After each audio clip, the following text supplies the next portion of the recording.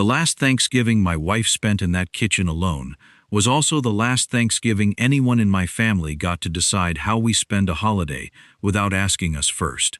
I didn't plan a scene. I didn't plan a fight. I planned a flight, and I left a note on the counter instead of an argument at the table. Welcome back to Dad's Pure Revenge. If this is your first time here, I'm glad you found us. Drop a comment and let me know where you're watching from tonight. And if you've ever had a holiday hijacked by somebody who thought family meant do what I say, hit like before you go, because you're going to want to see how this one ends. My wife's name is Carol, 34 years married this past June. Carol is the kind of woman who remembers the name of the mail carrier's dog. She keeps a Tupperware in her trunk at all times, just in case somebody at church needs a plate of something. When our neighbor Dottie broke her hip 2 winters ago, Carol drove her to physical therapy 3 days a week for 11 weeks and never once mentioned it to me until I found the mileage log in the glove box, because she didn't think it was worth bringing up. She irons pillowcases. She still writes actual letters to her sister in Ohio. If you asked anybody who's known her more than a year, they'd tell you the same thing I'm telling you. Carol Delaney gives, and she doesn't keep score. I'm Frank Delaney, 61 years old, retired last spring after 32 years installing and servicing HVAC systems around Lancaster County, Pennsylvania. I've got a bad knee, a decent pension, and one flaw I'm not proud of. For most of my life, I thought keeping the peace was the same thing as having peace. If somebody in my family made a fuss, my instinct was always to just go along, smooth it over, let it go. I'm going to tell you right now, that instinct almost cost my wife a holiday. And it took me a long time to understand that peace you have to buy with your wife's dignity isn't peace at all.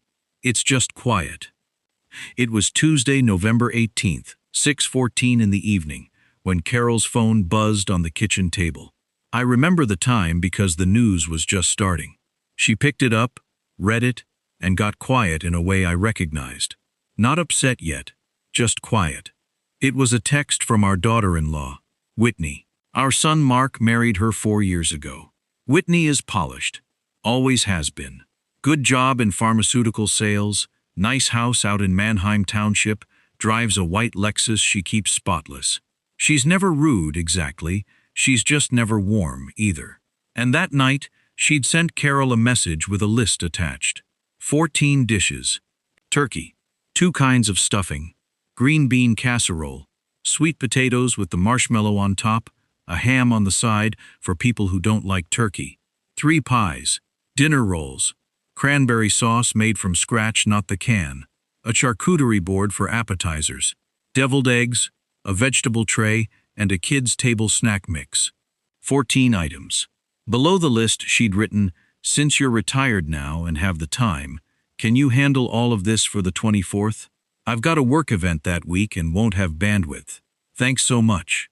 Carol looked up at me and said, "She wants me to do it all. By myself." I said, "All of it?" She said, "All 14 things, Frank, for 18 people."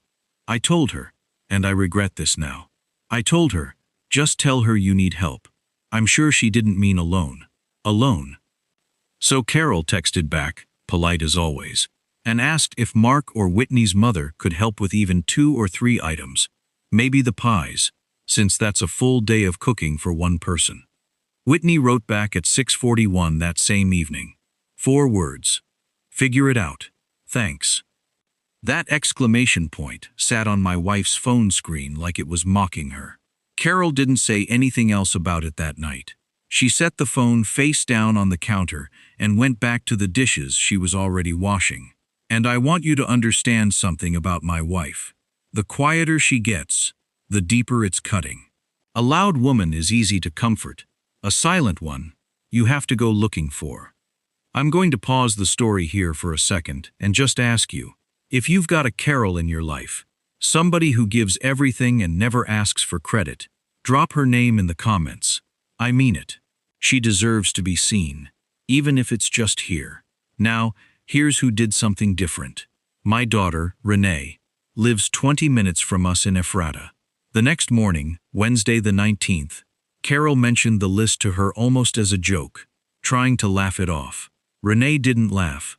She said, "Mom, I'm making the sweet potatoes and one pie, and that's final. I'm not asking." Then she showed up Friday afternoon with her own casserole dish and a post-it note stuck to the lid that just said, "Already made. Don't argue," which became kind of a running joke between them for the rest of that week.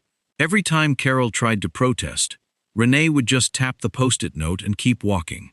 She didn't make an announcement about being helpful. She just did it, and kept doing it, without being asked twice.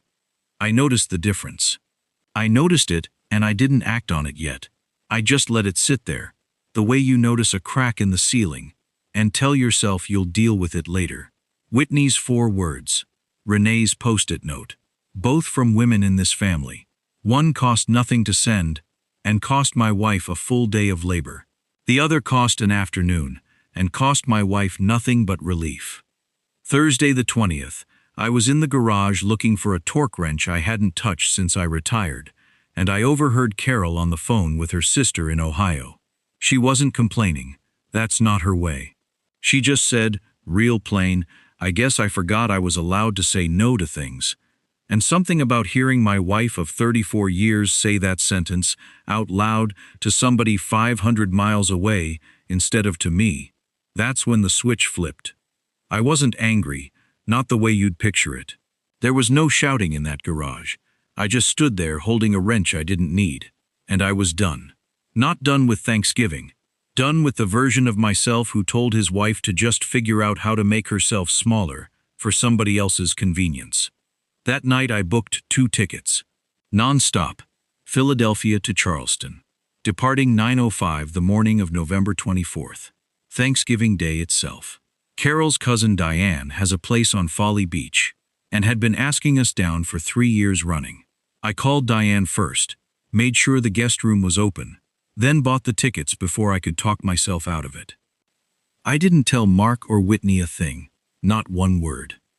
Here's where I need you to lean in a little, because this is the part that mattered most to me. I never called Whitney to argue. I never sent an angry text. I didn't want revenge that looked like a fight, because a fight would have let her turn this around and call me the difficult one. What I wanted was something cleaner. I wanted the truth to just be sitting there in the room when everyone arrived, the same way that 4-word text had been sitting on my wife's phone.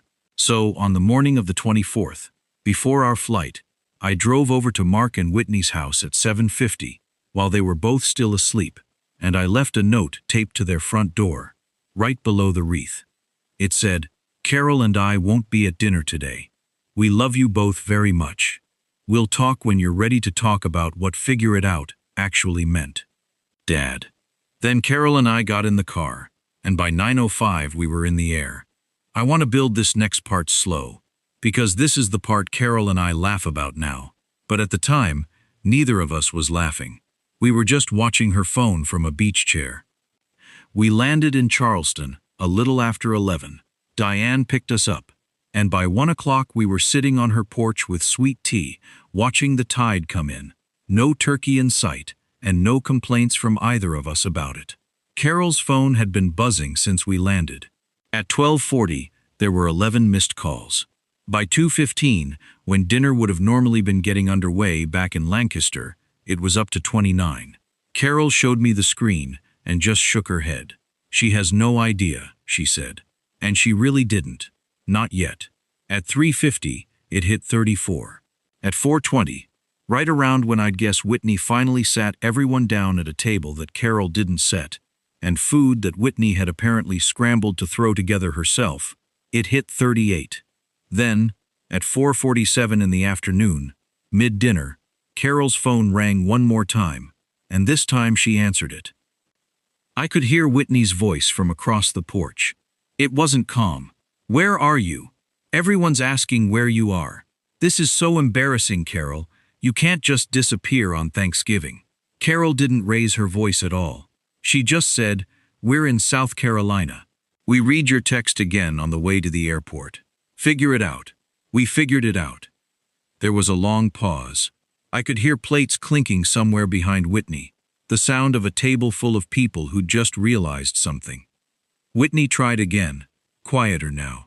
I didn't mean it like that. Carol said, I know you didn't think you meant it like that, but that's what you sent. And I'm 60 years old, and I spent 30 years teaching high school and raising your husband's father's grandchildren's holidays, and I am done doing 14 dishes alone for somebody who can't even ask me nicely. That's when I took the phone. And I want you to understand, my voice didn't rise. It didn't need to. I said, Whitney, it's Dad. We're not doing this to punish anybody. We just needed you to feel what an empty chair costs. Your mother-in-law is not your staff. When you're ready to apologize to her, actually apologize, not explain it away. We'll be home Sunday. Then I hung up. We didn't get a call back that night.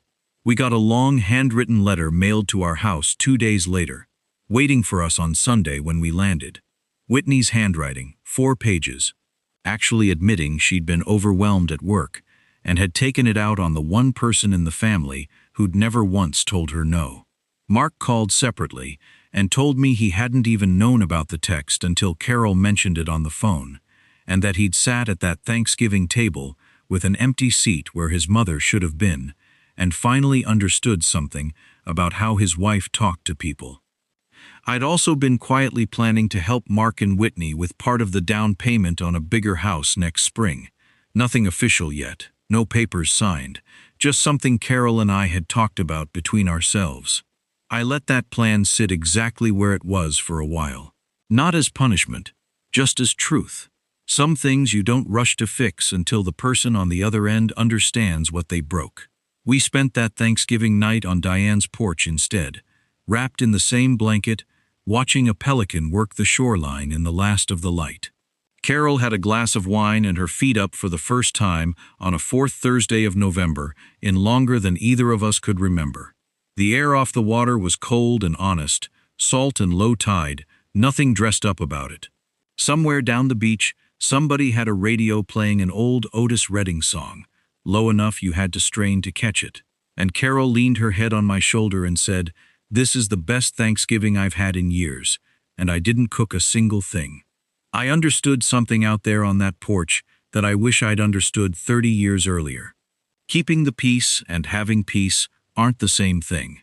I'd spent decades smoothing things over so nobody in my family had to feel a moment of discomfort, and all it ever did was teach the people I loved that my wife's time didn't cost anything. It does. It always did. Whitney and Carol worked it out over the following months, slowly, the way real repairs happen. Not with one big speech, but with small things. Whitney calling to actually ask, if Carol wanted to teach her how to make the stuffing. Whitney showing up early to the next family gathering instead of arriving with a list. It's not perfect, but it's honest now, and honest is worth more than smooth ever was. If there's one thing I hope you take from this, it's that showing up for the people who always show up for you isn't optional. And it isn't something you get to assign to somebody else on a text message. If you've got a person in your life who quietly does the 14 dishes every single year without being thanked for it, go tell them you see it. Do it today, not next Thanksgiving. Thanks for spending this time with me. If this story meant something to you, hit subscribe so you don't miss the next one, and I'll see you at the next table.